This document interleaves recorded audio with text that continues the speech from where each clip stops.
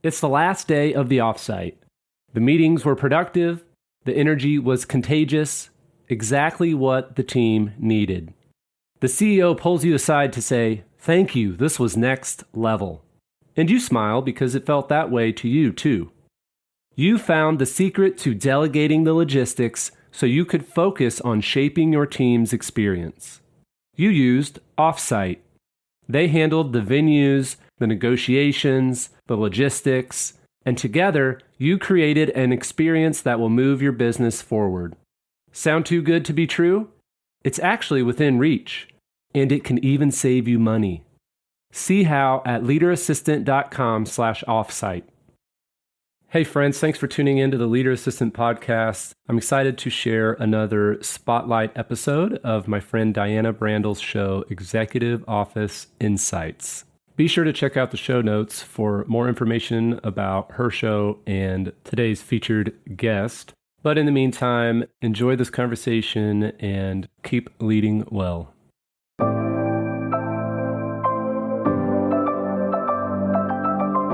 The Leader Assistant podcast exists to encourage and challenge assistants to become confident, game-changing leader assistants.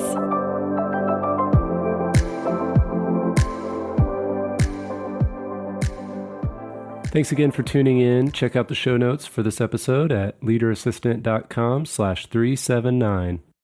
Hello, everybody, and I'm very excited to share my next English episode with you.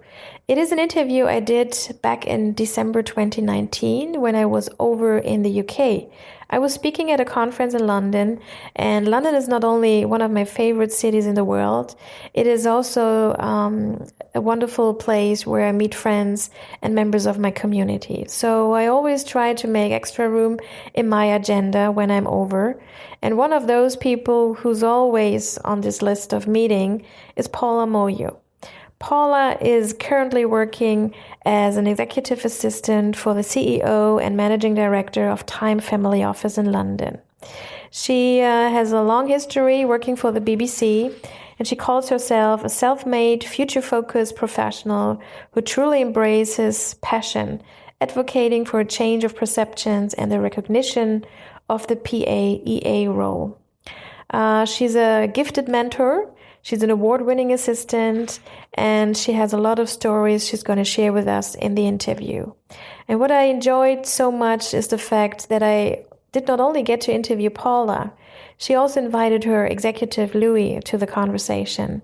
So I'm very happy to share this very special episode with you as I was sitting there with two incredible leaders of their profession, seeing how much they value each other. And I'm hoping you enjoy the interview as much as I did when I was sitting with them in the room. Please enjoy and make sure you leave us a comment and a review. So tune in, everyone.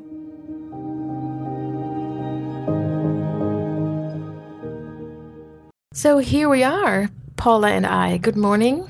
Good morning, Diana. We are in the heart of London.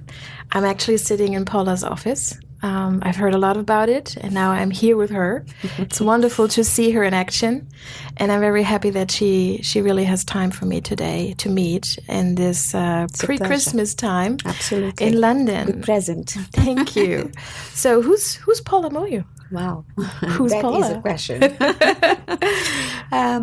So I am an EA, executive assistant with a passion to serve and share. I have 34 years of experience in the admin profession, so sharing the wisdom, good or bad, of this length of experience, it seems worth it. I am also a mother of two beautiful young women. Oh yes, I can absolutely confirm this. I met both of them. Who are themselves trailblazing in their own lines.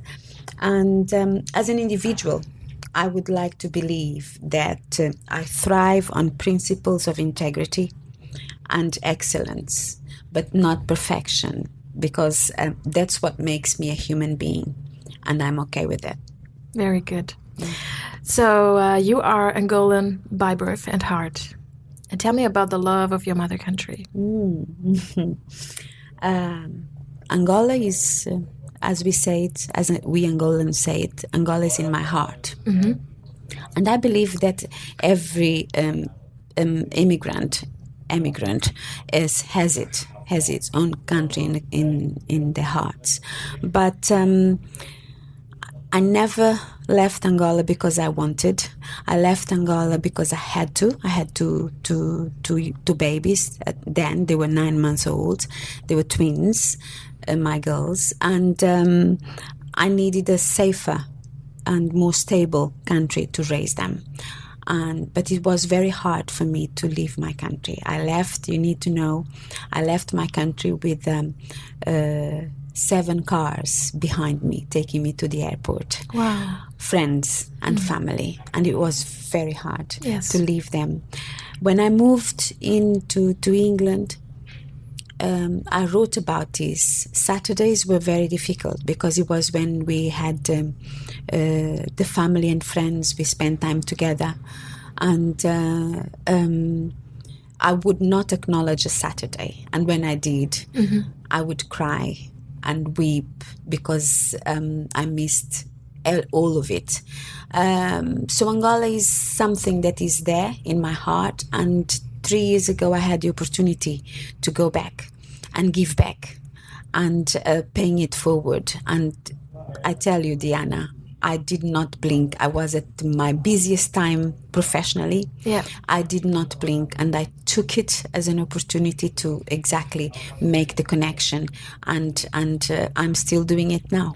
And that's amazing. And a lot of people have been following your journey, especially with the Angolan project. So tell us more about this project that you have been supporting since 2016. How did this all start? It's amazing. My friends know that I'm an assistant. Every time they come, they see me doing something. And one of them came, and I was preparing a speech to the launch of an association. By then, I was doing a short course in management for assistants. And they asked me to come and do a speech for the relaunch of the association. So I very happily did it. So when my friend came, I asked him to read the speech, and he was in awe. So all of them go back and say, she's an amazing assistant. She's this and that and that. So there was one person who runs an academy for professional development, and she heard about me, and she said, "Look, I was asked to design a course for assistants. I know nothing about it. I heard you do very well in your job. Can you help me? I would love to run a 2-day seminar.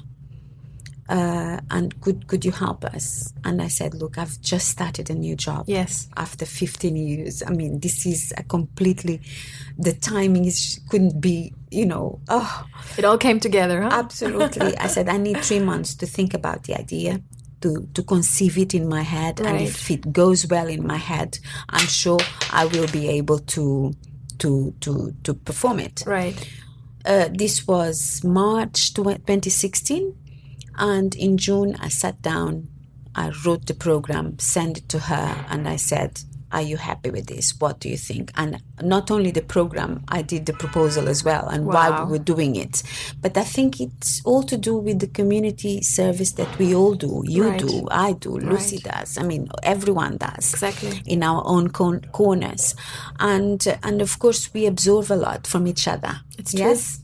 We learn a lot from each other. And of course, I was able to put something together because I've observed, and I was kind of regurgitating what we learned at our conferences. Yes. And that's how it all started, never to look back again. Wow. It's an amazing story. And I remember we were talking about, you mentioned Lucy, and I think it was an interview you did with Lucy where you said actually that the role of the assistant is in your skin and in your pores. So how did you become an assistant, and how did you become so committed for this profession that you go so many extra miles? I think it's what Louis said. It's second nature, and it's the love to serve and to provide solutions and and doing it with excellence as well. In my first job, though, and this was in Angola, I had an executive and a line manager. She was a woman, and she was a very hard woman, a fine professional, and the very bone of who I am as a professional, I owe it to her. Wow. I would have to say her name is Maria do Rosário. So this is for you, Maria. And she would demand the best of me. We started, the both of us. I was her assistant. She would never stop working. Wow. And not that this is a healthy thing. Yes, right. But she would deliver. Yeah. There was nothing about it but to deliver and to make sure that you do so with excellence. That comes from there. And I was 20. Wow. So this was a very inspiring moment for you, working with such a great leader then. Totally. Wow. It made me who I am. I mean, she was the worst bosses in terms of demanding, because Yes. I would type contracts from 9 o'clock in the morning to midnight. Wow. And do not even get overtime. Oh, wow. But Yeah. I learned, I think the very fabric of the professional I am today, I owe it to Rosário. And I know that you have been working with other women in your career. So let's jump to the history you have with the BBC. Please share your special memories of this chapter of your professional life, Paula. Oh, at the BBC, I had two women. The latter was the one who inspired me the most.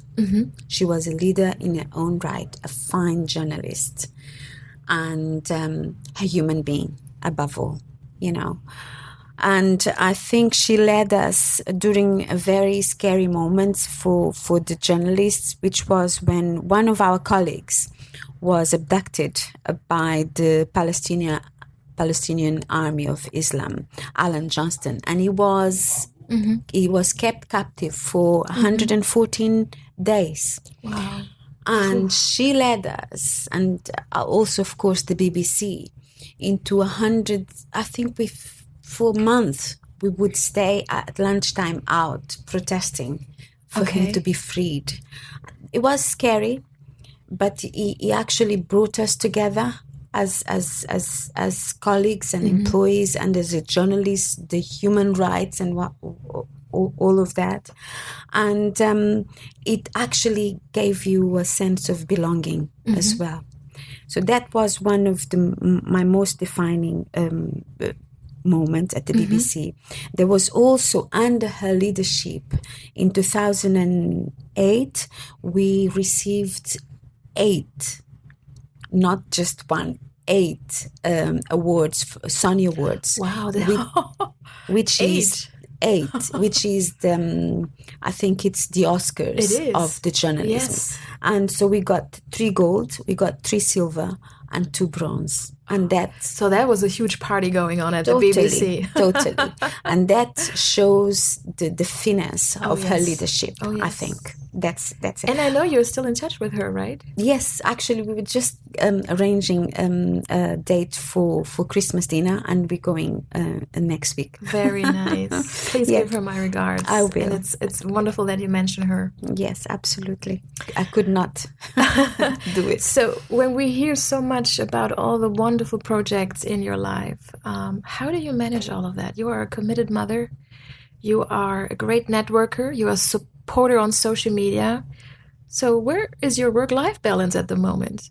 I don't have, but I thrive on it. Is it a 2020 goal for Paula? Well, I'm trying to, as much as. So what I do, the compromise I did with myself is, yes, we work hard, but then we pause. Not as much, but I'm trying to find a balance there. So when I pause, I make sure I create memories with my family. Very good. I go down completely. Good. I switch off. Good. And if I switch in, it's just for fun. Very good. And that is the balance. You need to teach me that. Oh. You know that I'm constantly online, so my work-life balance is also not the best. But I know you have big plans, of course, for 2020, and maybe you want to tell us a bit about the book you are currently writing. Is this something you can share with us already to get the audience a bit curious? Oh, it's a wonderful project.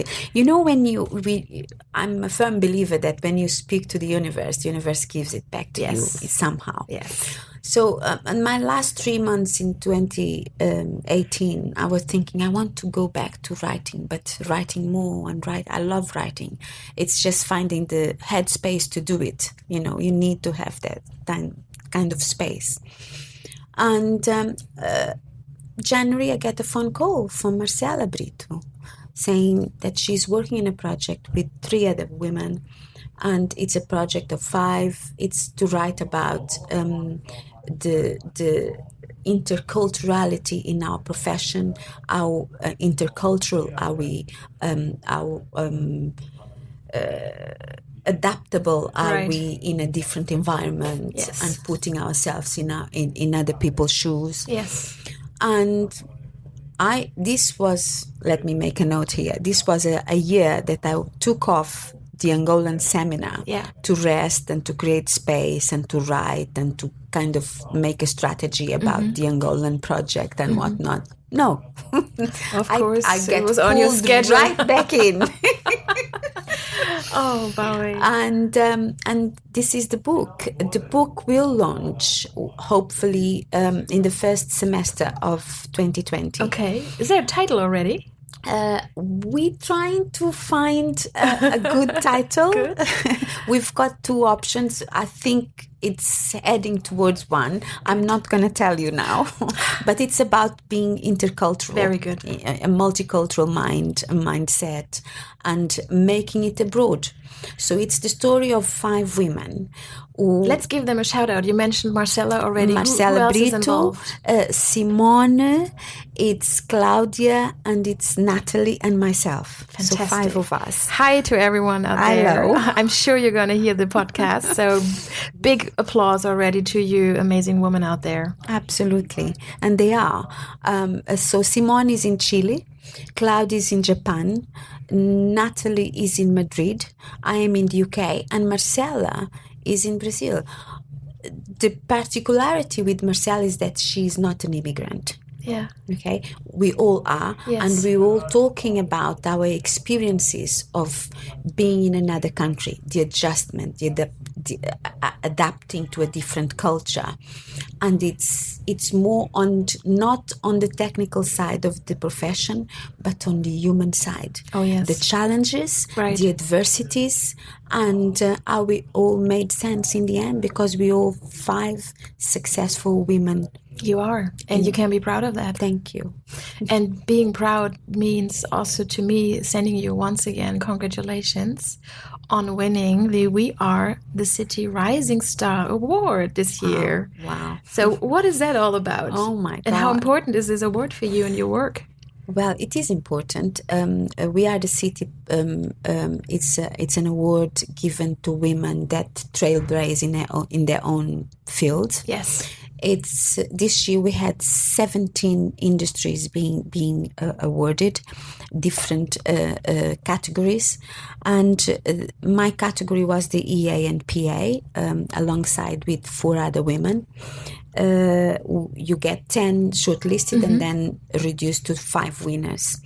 I have to say I was nominated 3 times, so the 3rd time lucky. You got it, and you deserve it, my friend. This award is, it's the icing on a cake, because it's at the national level. Yes. About 1,600 people. And it's, for me, it's not only just a recognition of what you do and what you give to people, but it's also propels you and your reach.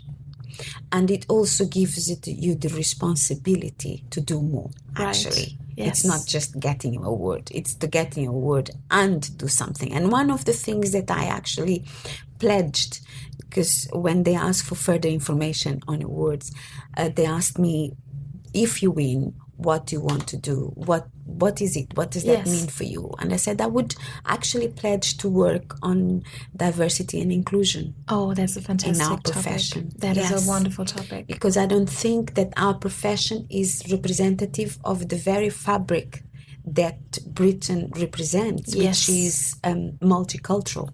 And for some reason, we are all there, but for some reason, we're not showing up. Why does that happen? Why don't we have that multicultural representation in our profession that Britain is? Yes. That is my pledge. Fully agree. Wonderful. So what did Louis say when you presented him the award? What was the first thing he said? I texted him. He was on holidays.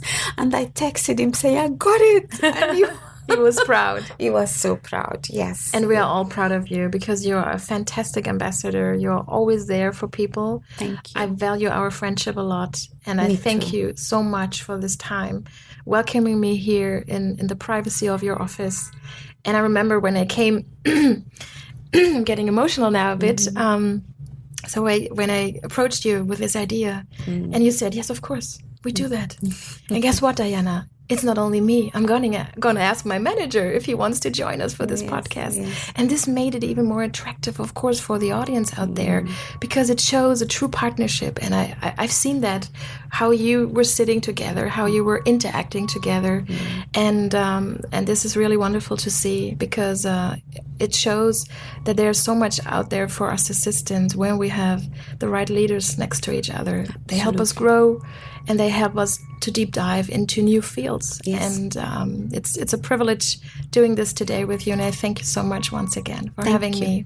Thank you so much, Diana. It's been a pleasure. Thank you. Bye-bye. Bye. Hello again and good morning. I'm still in London, and actually now I'm sitting together with Paula and her manager, which is Louis. Good morning to you. Good morning. Very honored to be here today to actually have the chance to talk to you both, because of course for our audience it will be a wonderful experience to listen to a manager and an assistant at the same time, how they have a view over our wonderful profession, to get an insight into our industry, and talking again to another assistant who is not based in Germany.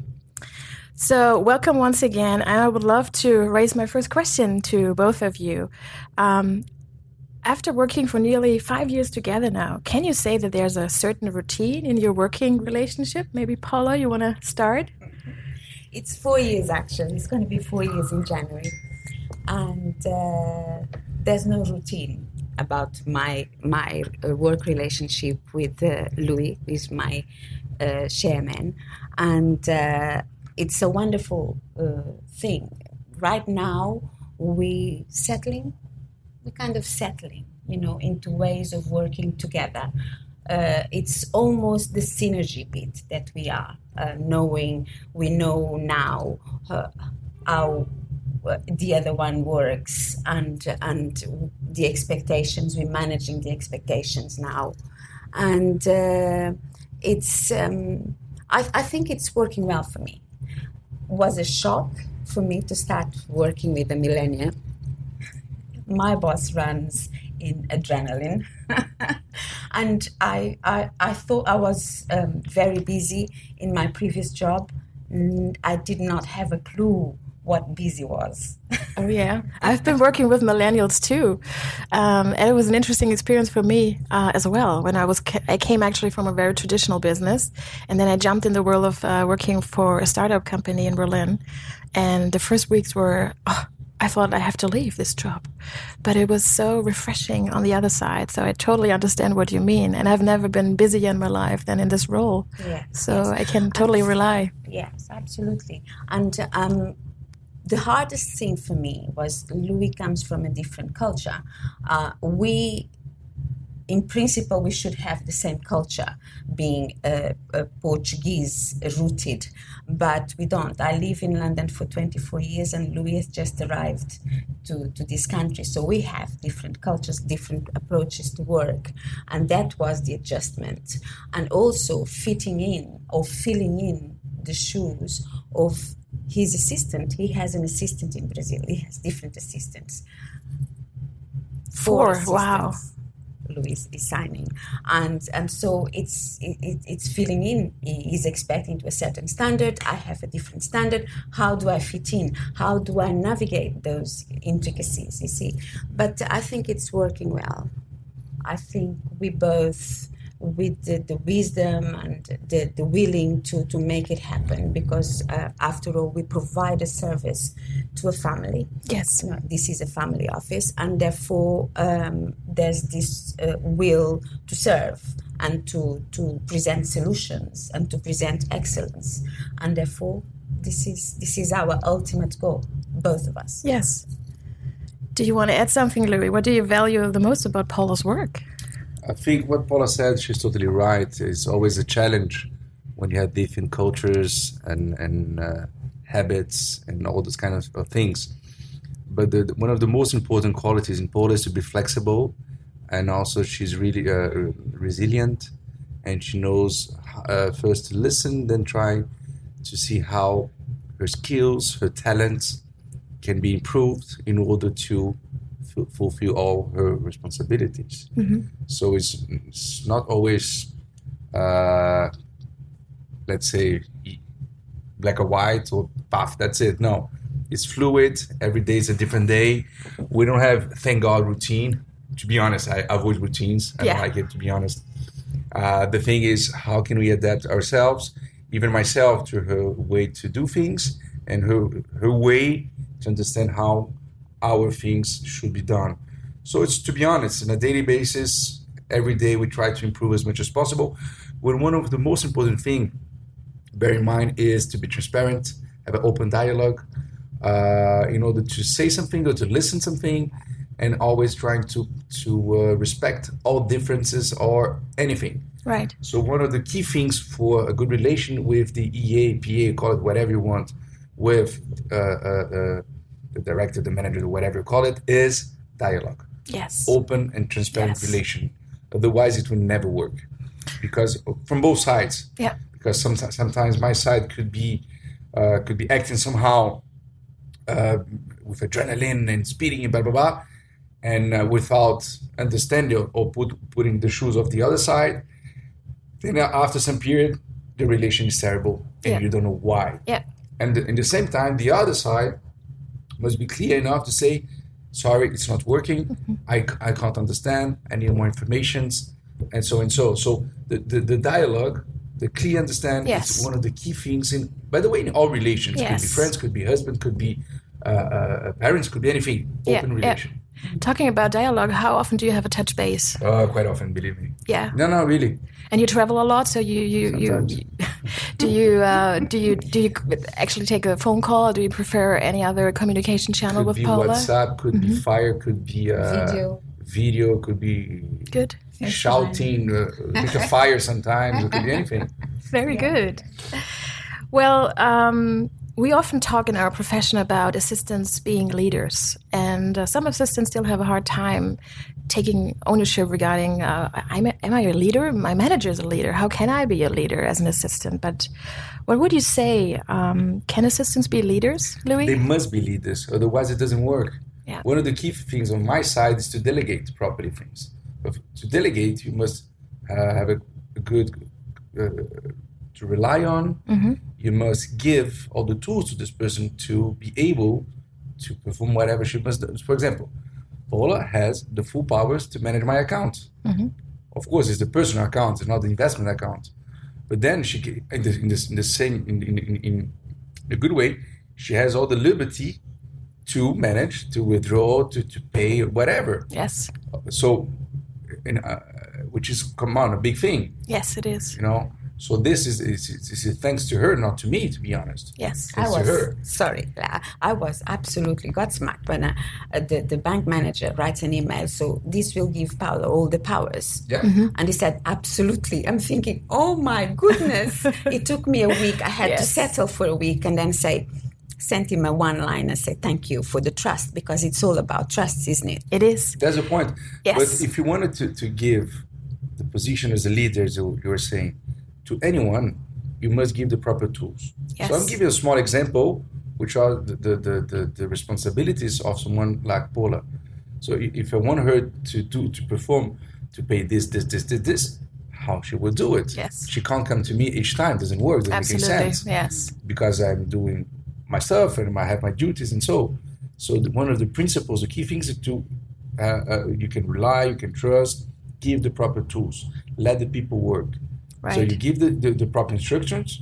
That's why you must have a good relation, an open dialogue to see, is it clear what I ask? Is it not? Please tell me, because maybe I wasn't clear, maybe I was too speedy or whatever. So one of the key, they must be leaders, otherwise it doesn't work. It doesn't work. Absolutely. So I heard that trust is very important for both of you in this role. Yeah. How would you describe, Paula, the leadership style of Louis? It's open. Mm-hmm. And one of the things that really touched me the most is, as you know, I work on different projects outside work.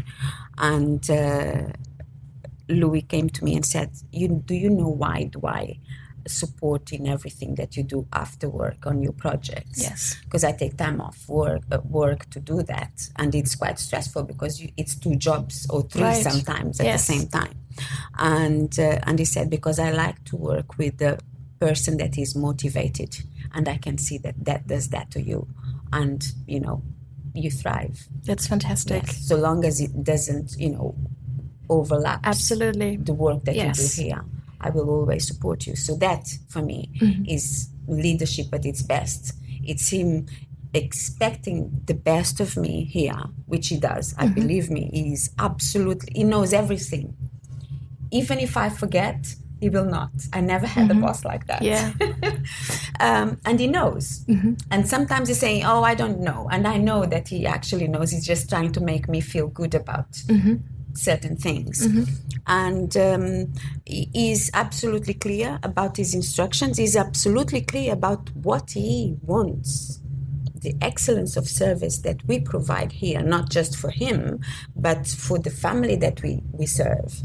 And he's absolutely clear, Diana, about what he doesn't want. And I think the leadership that Louis does to me gives me the space to grow into my own leadership, into leading my role. And I think that is beautiful.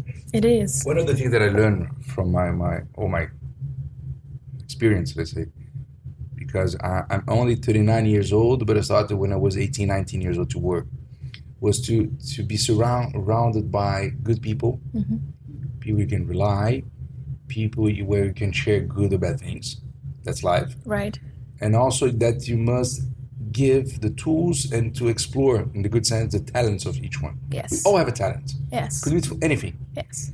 And how to explore it, how to bring this out. Because everyone maybe, it's so common you see people in their 50s, 60s discovering to do whatever they always were wishing to do, but they didn't have time. And so, which is sad. In my case, I like to give the people as much as possible the tools that they can explore themselves as soon as possible, in the good sense, of course. Right. And to be honest, I've already lost a few good people because then they discover they want to do something else, which is fine. Thank God. Because people, if they intend to work at my side, it's not for me at my side, which is quite important detail, is please be happy. Be happy not in be happy in a stupid way. In the sense that makes sense for you, that this you see that you getting home, okay, I did a hard job, it was a painful day, but I'm happy because I like what I do. Yes. I'm happy to wake up in the morning, Monday morning, it's just rainy, it's just cold, but thank God I'm going to work, and so. So, having said that, you must motivate people, you must give them the tools, and to bring out whatever they have inside. Yeah. And if by somehow people decide to do something else, which is fine, because they are following their purpose in life. Exactly. So I wanted to give people whatever they must have, in the good sense, of course, in order to get their purpose in life. That's why I can perform my duties, whatever, because I hope, at least I try as much as possible to be surrounded by people that are following the purpose. Absolutely. I'm sure that this motivates you as well. So of course. What inspires you in addition? It's a very good question. It inspires me what I like to do. Mm-hmm. I like to serve. I have my clients, so I'm really satisfied when I can serve them above their expectations. If you ask me something, I will always do an extra thing. Yes. Why that? Because this little extra thing that makes the difference. Yeah. Because when you do whatever you were told for, let's call it like this, it's quite obvious. So, they're paying me for that specific thing, but there's no magic on it. There's nothing on that. Yeah. So go always a little bit beyond. Yes. If you ask me to come at 9 o'clock, I'll be here at 8:45. Yeah. It's a small thing. Yeah. If you ask me just a glass of water, I'll bring a glass of water plus a little chocolate. Yeah. Always a little surprise in a positive way, or something else. Exactly. So in this, then you start to do small things, and you add a little bit more, then you get more connection, relation, and everything should be much more positive on the mid and long term. Yeah, and it's part of all relations are to the mid long term, not short term. Short term doesn't make any sense. Nothing, to be honest. Yes. So when you look on the long term, then you can create solid connections with human people and communities, companies, or whatever you have around you. And it's true, because that's part of your brand. And having a brand is important nowadays, especially when we talk about digitization and all the things that are happening with Industry 4.0 out there. Speaking about inspiration, Paula is a well-respected industry ambassador and highly appreciated throughout the international network of office professionals. Are you aware, Louis, of all the wonderful projects she's doing outside of this role, such as her engagement for Angola? I'm more than aware, because each time she has something, she has my full support. Could be to have more time to perform it, could be eventually something that I can sponsor, could be just sometimes have a chat about it. Yeah. So I'm more than happy to support, to have a chat, to give an input or anything else. So quite often she asks me, I have some time for this, for this. I always say, please go for it. Yeah. No worries. Yeah. And sometimes ideas. I remember when we went to the World Administrators Summit, I got, a round of applause because I told them what Louis thought about the admin of the future, the assistant of the future. This was a very special moment. I recorded the video, remember? I hope you saw it, Louis. He did. No, I did it, but I think one of the most important things is the human part. Yes. Because you can have all the digital, technical, iPhones, I this, I that. The point is, human being will always be human being with emotions. You can have emotion. Okay, you can develop AI. Okay, forget it. You can have feelings. Right. You can have intuition. Exactly. Okay, intuition you can't explain. All you have, you don't have. That's the point. Exactly. And I don't know even how to explain it, to be honest. So the point is, you must have people that you just look in the eyes, say, okay, I got it. I'll do it. Yes. So that's it. And that's a very interesting fact, because actually I meet a lot of managers out there who say, well, let's see, maybe in a few years my job or the job of my assistant can be taken over by Alexa or by Siri or by all the other digital assistants out there. So what is your view on this one? You said emotions are important. I'm sure emotional intelligence. I hate Alexa. Someone gave me, I gave to someone else. See? Why that? I don't want to have a digital voice in my house, in my office, in my whatever. Gave it to me, actually. I gave it to you? Oh, really? That's it. So you work now. Alexa. You have an assistant, Paula. Oh well, that's interesting. Okay, but I forgot. I completely forgot that. The point is, I do that. The thing was, I don't want to have a digital thing. Let's say thing at home, or office, whatever, controlling my life. Yes. One of the key things in my life is privacy. Yes. I'm saying that we are no profile. Yes. So I avoid all kind of expositions or whatever. This is part of my family culture, let's call it like this. Yes. And having said that, this is to where all the data is going to, who is managing this, and that, I don't like it. So we already have too much iPhones and whatever controlling all this and that, which is already too much for me, to be honest. But having said that, I think the position as Paula and all the years that I have and team and leaders and so, human being, connections, relations, intuition, see a little bit beyond things that you can develop all the AI, whatever you call it. Yes. But you don't have the little thing on the human side. Exactly. Sensitivity, Sensitivity, thank you for wonderful that. word. And emotional intelligence, creativity. I'm sure Paula needs to be super creative every single day to perform this role. One of the most important things also I look for is emotional intelligence. Yes. I have seen a lot of good people with MBAs, with masters, blah, blah, what I call, name it, but with zero emotional intelligence. And then it doesn't work at all. See? Yeah. So let's look into the new year. 2020 is around the corner. So what are your working goals? You should have seen the sign of Louis. He was handing over to Paula, which is very generous. Yeah. I am the chief, you see? So I say this is going to happen. It's going to be a very busy year for me on the project side. Some of it Louis already knows. Some of it came this week, and I'm trying to manage and to have a meeting with him to tell him what's going to happen. Okay. No one knows. Some things I cannot talk about yet. Okay. But in terms of work, I think it's that moment that I told you in the beginning. It's the synergy. It's us fitting in together, and then from now it's going to be magic. That's the only thing I can tell you. Well, magic sounds always good. In my case, all the goals are to be more efficient, always to find a balance between the personal life and the professional life. Yeah. Because there's always something that I say to my friends is we have a man and woman, I have always 3 times for the family, the couple, and yourself. Yes. So how to balance all the 3 things. Good luck is a challenge for all of us. Yes. So always trying to find a proper balance about this. Yes. Also trying to find a proper balance between how can I learn more things. So I'd love to go to more conferences, short courses, whatever. I think this is quite important. We must always study even more.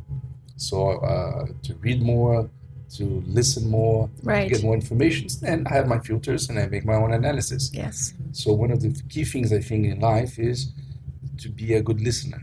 Yes, I love that. And also be a continuous learner. Yeah. I love why we have 2 years and we're just 1 month, exactly. as we say in Brazil. Yeah. So to listen more, to talk less. Yes. You see that as I talk a little bit. But the thing is try to listen more, to absorb information, to process it. Right. So to answer your question is, try to find always a proper balance between everything that I do, that I must perform, get more informations, listen, study as much as possible, and be always efficient in all my duties. Very good. And I also love the way people work with mentors. I mean, Paula is a mentor for a lot of assistants out there, especially in Angola. Have you ever worked with a mentor, Louis? I have a mentor. I have quite a few, to be honest. Very good. So it's been 15 years that I have like a special coach in Brazil that I use as sometimes depending the cycle of the business or whatever. So I access him as much as possible, and I have other people also that I can rely on and chat. I can call mentors, I can call board members. Right. Depends on the name you put in it. There's several people that I can rely and to ask proper questions and to take notes, and also take as an example. We must have people that we admire to take as a good example. And chat and be close. Right. Not only virtual people, that people like to buy books about Bill Gates, whatever. This is great. Please do it. But you must be connected to those people. You must talk to them. It must be. Otherwise, it's just books. Right. Know? So the people that I can have a connection are people that I really know, have intimacy, and I can say any kind of things, and to receive a feedback. Good or bad, yes, which is good. I love so that. To be honest, I like the negative part in a good sense, of course. The constructive one, it's exactly. Constructive way. Please challenge me. Exactly. Say, Lou, you're wrong. Yes. Why I'm wrong? Because of this and this. Okay, thank you for that. Yes. So this is important. It's a way to. Absolutely. I had this just yesterday when I was on stage here in London when I was speaking, and there was a fellow German in the audience who came to me and I said, I really enjoyed your talk, but can I give you a recommendation? Can I give you some advice? And I love that, exactly. I don't like when people are clapping on your shoulder saying, well, I love that, I love that. Exactly. I need those who are brave enough to come up and say, hey. On the companies that I manage, right. the board members, one of the thing that I avoid the most, that I avoid completely, is the yes man. Yes. It's terrible. Yes. This destroys all values for anything. Yeah. Could it be destroy the company, destroy yourself, destroy your soul? So the thing is how to have people that are positive people, by the way, proactive, with a lot of substance. Right. And they say, I don't like because of this. Exactly. If you don't like, that's your problem. But that's my position. Yeah. So that this is important. And this is why a sounding board is so important to have you around, because that's how we grow. And he actually listens, because sometimes I give him advice here and there, punctual situations. And he actually goes and comes back and says, actually, we're right, Paula. Of course. And that for me, it's so important. It puts you working side to side rather than... Yeah, it's always good to have a reflection. And this is why an assistant and a manager need to be good sparring partners to actually having this level of trust to be able to give that feedback in both ways. So let's look back into the time when you actually looked for your new assistant. So 5 years almost now. What was the picture in your head when you searched for an executive assistant? Someone that was mature, experienced, discreet, bilingual. What else? Flexible. Pretty much like this. Someone that, of course, had already worked with big companies, right, or had performed with people with my profile. Yes. So it's pretty much like this. And I know that you went through a recruitment agency, yes, and and there was, I think, 5 interviews before you hired Paula. Yeah, maybe there was something like this. And so what was the first instinct you had when you met her? Did you feel already that she's the one? He met me on my last one, the one before last, because the last one was just the negotiation. Okay. But Louis only participated on the last one, the penultimate interview. Yeah, my MD did all the yes, the first meetings and so on, and I step in on the last one in order to be sure that this was reasonable or not. There were Paul and someone else, I forgot the name. I think Portuguese also, no? I think so. No? And when I met Paula, I had a quite really good impression. It was someone discreet, really polite, and listening properly and say, okay, no, I'm in. I think you said something in the sense that just give me time in order to understand, to absorb everything as much as possible. It was something really peacefully, let's look like this, quiet, peacefully, respectful, which is good. Was there any application coming in from a male assistant? What do you mean, sorry? A male assistant? For me? Yes. I have male or female, that doesn't matter. I have in Brazil. I have 2 years that are a male. Good. So male, female. That for me, that's fine. Very good. Very good. Of course, at the beginning of Paula, I have to take care of my maybe. You can't talk with women as you talk with men. Oh yeah, I agree. Education. But after sometimes, at the end of the day, you can be more spontaneous. So let's say like this. On the good way, please. Yes. So we talked a bit about Industry 4.0, the automation, the disruption coming to, sadly, a lot to our industry. KPMG just had to let 300 assistants go, which was a horrible news we received in this industry, and we are rooting for our colleagues out there to find a good job. So a lot of these things are happening as a constant change in this profession. And there are many, many challenges out there who influence the future of work. And we've been talking about skills before. So what do you see and expect in the job description of a future assistant? I think one of the important thing is always provide solutions. Yes. I see a lot of people that are not EA anymore, PA, whatever you call it, because they were just taking notes to book a restaurant or to pay a bill or things that doesn't bring any value, let's call it like this. Because to book simple things, you have all the apps, Alexis, exactly. You know what I mean? Siri. And then you're not adding value. Exactly. You just have people working there, say good morning, hi, Mr. Blah blah, and where do you want to eat your steak? It doesn't make any sense. So you need people that you can give important tasks that add value to the Yes. company and to yourself. That's the point. Yes. But this also depends on my side to provide or to ask these kind of things. So, Paul, I don't know if I'm right, but I don't ask you much silly things, to be honest. No. It's Am I right? more the responsibility. It's the responsibility that you have, in managing a massive, family and business. And of course, you feel that not only you have that responsibility, but you have the trust of your manager in handing it to you. Yes. So you don't just do the small bits. You do the big responsibilities. You have staff that you look after. You have, just before coming in, I was organizing things with the driver and errands to be done at the residence. I come here, I talk to the bank, all sorts of things Right. that I do, and he doesn't need to worry about because he has a bigger job to Exactly. do. Allow me to. It's not a bigger job. It's not big or smaller. We all have a job, and I need, in order to perform my job, to focus on it. But if I need to focus on my things, Yes. I need to delegate. So it's not big or smaller. I need to share my duties in order to be more efficient in what I must deliver. Right. So, He's being modest, but thank you, Louis. No, but really, this is important. We all have duties. Yes. Something big for me is smaller for you. Which is big for me is small. That's fine. Yeah. We always have our view on that.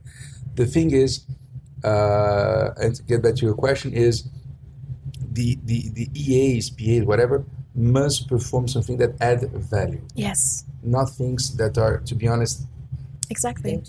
day to day. They come on. Standard. We all can pick up the phone. Come on. We Yeah. all can send a WhatsApp or whatever. Especially the millennial generation who's Yeah. tech savvy. They know how to do that. They know how to And handle the so apps. Indeed. I see all old and traditional companies that used to have 2-3 EAs by direct. Come on, this is nonsense. Yes. It's because people were more concerned to wear a tie than to do anything else, Yes. So to take out your tie, put a jeans and move in. Don't be so distant from reality, from the streets, and for what people are really thinking and moving, and get surrounded by people that add value. I love this term, and that's what I say in my seminars as well. What is your value proposition, and what impact do you have in your role? And here we are again. This is why assistants, especially the future assistants, are leaders, Yes, right? absolutely. So we're coming to an end, and of course, how can I not ask you to say something in Portuguese, since I have the language specialist in front of me here, and we have an international audience that is listening to the podcast, and my brother is married to a beautiful woman from Sao Paulo, and of course, the young golden girls will for sure also tune in to the podcast. So I would be very, very honored that we have a few words in Portuguese. Oh, what can I say? Muito obrigado. Foi prazer estar aqui e partilhar a nossa experiência. Eu acredito que, crescendo, olhando para o futuro, o papel de uma assistente é de facto de liderança e cabe-nos a nós abraçar isso e caminhar para o futuro com confiança. You understand Portuguese? No, sadly Okay. not. What did you say, Louis? I will let you discover in the conference. Pessoal, muito obrigado pelo tempo de vocês. A posição de assistentes é muito importante e relevante para o profissional, o diretor, o que for, entregar aquilo que ele se compromete para seus clientes. Então, por favor, acreditem na posição de liderança das assistentes ou dos assistentes. Deem ferramentas para eles, estudem muito, sempre lembrem de entregar acima do esperado, de uma forma discreta, rápida, eficiente, e sempre manter o diálogo aberto, franco e construtivo. Obrigado. Thank you so much. Now I have to get back to my sister-in-law and have it translated, but it sounded very, very nice. And I thank you both for taking the time on this morning here in London, especially Louis. I know you have a busy schedule. Sorry to interrupt, where everyone is busy. Yeah. I all the time I see people say, "Oh, you're busy." No, I'm busy. You're busy. Everyone is busy. Yes, we are. So we all are busy. We all have a lot of stuff to do, even more in December, thanks to Santa Claus. And the thing is not to be busy; it's to be efficient. Yes. And to have the tools in order to delegate, in order to perform properly, in order to do a little bit more that the clients, the family, the friend expected, to be honest. Yes. So let's have an efficient 2020. Thank you so much to both of you. All the best. Thank you. You're listening to the Leader Assistant Podcast.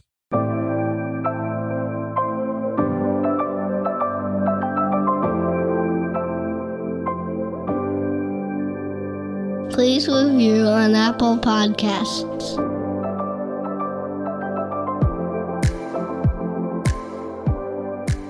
GoBulls.com.